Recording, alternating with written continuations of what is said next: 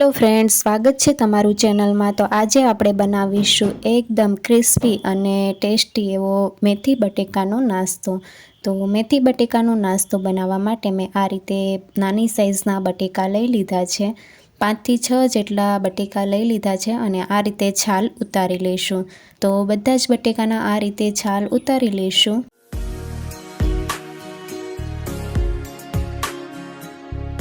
આ રીતે બધા જ બટેકાની છાલ ઉતારી લીધી છે અને હવે આપણે બટેકાને આ રીતે સ્લાઈસ કરી લઈશું અને પછી આ રીતે નાના પીસ કરી લઈશું।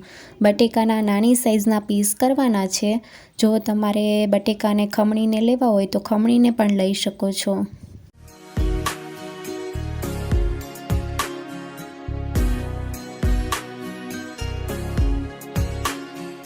આ રીતે બધા જ બટેકાના પીસ કરી લીધા છે અને હવે આપણે બટેકાને વોશ કરી લઈશું। તો આ રીતે મેં એક વાસણમાં પાણી ઉમેર્યું છે અને બટેકાના બધા પીસ એમાં ઉમેરવાના છે અને હવે આપણે જાળીવાળા વાસણમાં બટેકાને કોરા કરી લઈશું। તો ત્યાં સુધીમાં આપણે આ પેસ્ટ બનાવી લઈએ। તો મેં 1 લીલું મરચું લીધું છે, 3 લસણની કળી અને અડધો ઇંચ આદુનો ટુકડો લીધો છે। તો ખાંડણીમાં આપણે આ રીતે ખાંડી લેવાનું છે।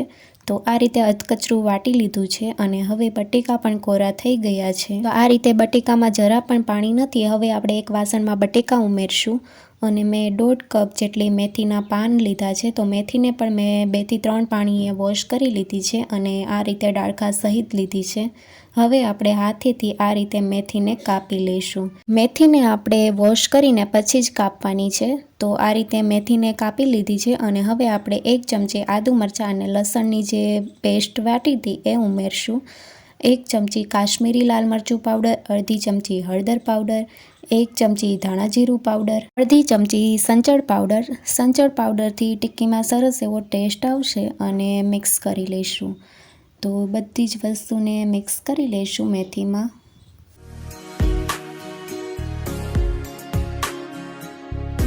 તો હવે આપણે મિશ્રણમાં ચપટી હિંગ ઉમેરશું, અડધી ચમચી ગરમ મસાલા પાવડર, અડધી ચમચી મરીનો પાવડર અને ખાટો મીઠો સ્વાદ દેવા માટે અડધી ચમચી ચાટ મસાલો ઉમેર્યો છે અને ખટાશ માટે આમચૂર પાવડર અડધી ચમચી ઉમેર્યો છે। તમે લીંબુનો રસ પણ ઉમેરી શકો, પણ મેથી અને બટેકામાં પાણી છૂટશે એટલા માટે આમચૂર પાવડર ઉમેર્યો છે।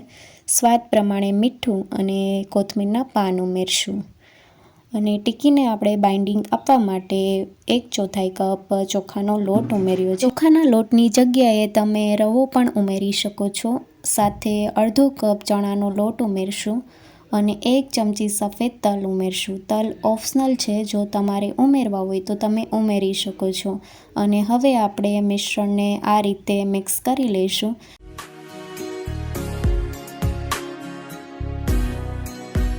તો મેથી અને બટેકા બંનેમાંથી પાણી છૂટશે એટલે આ રીતનું મિશ્રણ તૈયાર થઈ જશે। જો વધારે ઢીલું મિશ્રણ તૈયાર થતું હોય તો થોડો રવો ઉમેરીને આ રીતનું મિશ્રણ તૈયાર કરી લેવાનું। તો આપણું ટિક્કી માટેનું મિશ્રણ તૈયાર થઈ ગયું છે। હવે હાથ ઉપર થોડું તેલ લગાવીને આ રીતનો ટિક્કીનો શેપ આપી દઈશું। તો આ રીતના આપણે ટિક્કી તૈયાર કરી લઈશું।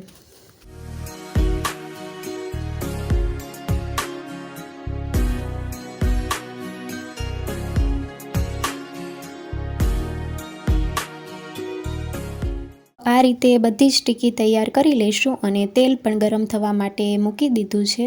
તો તેલ ગરમ થઈ ગયું છે અને હવે આપણે ટિક્કીને આ રીતે તેલમાં તળી લેવાની છે। તેલ બહુ વધારે નથી લેવાનું।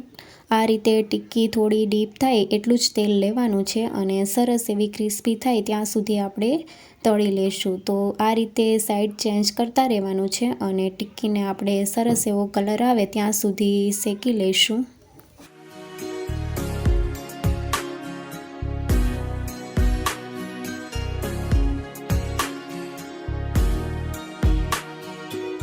તો ટિક્કી સરસ એવી ક્રિસ્પી થવા લાગી છે, હલકો એવો કલર ચેન્જ થઈ ગયો છે અને હવે આપણે આ રીતે પલટાવીને બીજી સાઈડથી પણ સરસ એવી ક્રિસ્પી કરી લઈશું। તો સરસ એવી ક્રિસ્પી બંને સાઈડથી થઈ ગઈ છે। હવે જારાની મદદથી ટિક્કીને કાઢી લઈશું।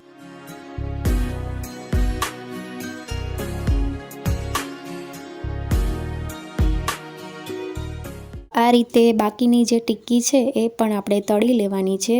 તો એક બાજુથી સરસ તળાઈ જાય એટલે આ રીતે ચમચીથી પલટાવી લઈશું અને બીજી સાઈડથી પણ આ રીતે તળી લેવાની છે. તો થોડી જ વારમાં સરસ એવી ક્રિસ્પી ટિક્કી તૈયાર થઈ જશે. તો આ રીતે બાકીની ટિક્કી પણ તળી લીધી છે અને સરસ એવો કલર આવ્યો છે. તો આ રીતે ડીશમાં કાઢી લઈશું અને હવે આપણે સર્વિંગ પ્લેટમાં સર્વ કરીશું. તો સરસ એવી ક્રિસ્પી ટિક્કી તૈયાર થઈ ગઈ છે અને આ રીતે બે ભાગ કરીને બતાવું તો સરસ એવી અંદરથી સોફ્ટ અને બહારથી ક્રિસ્પી તૈયાર થઈ છે. નવી રેસીપી જોવા માટે ચેનલને લાઇક, શેર અને સબસ્ક્રાઈબ કરો. Thank you for watching.